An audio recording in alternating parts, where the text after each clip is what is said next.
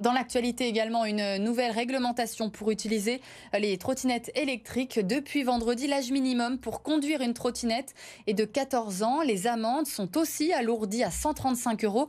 Qu'en pensent les usagers? Faut-il aller plus loin? Élément de réponse avec Noémie Loisel. Une trottinette électrique laissée sur la piste cyclable.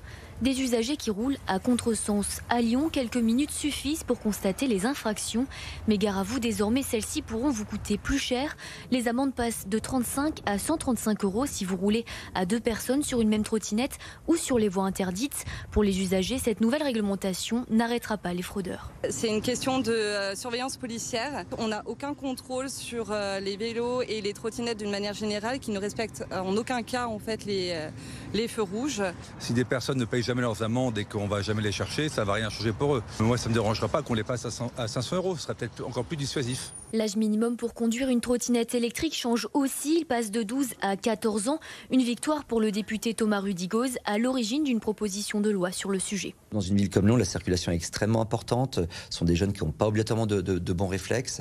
Donc il était indispensable de relever l'âge. Pour l'école de conduite française, le débat va plus loin. Les jeunes doivent être formés au code de la route par des professionnels. On ne peut pas aller sur l'espace routier sans comprendre comment on partage cet espace. Et ça, il faut l'expliquer aux jeunes. Les jeunes, ils ne sont pas idiots. Ils veulent de l'autonomie. Et pour avoir de l'autonomie à 14 ans, ils seront prêts à écouter et à mettre en application. Aujourd'hui, le port du casque sur une trottinette électrique est fortement recommandé, mais pas obligatoire. Mais face à la hausse du nombre d'accidents ces dernières années, le débat pourrait être relancé.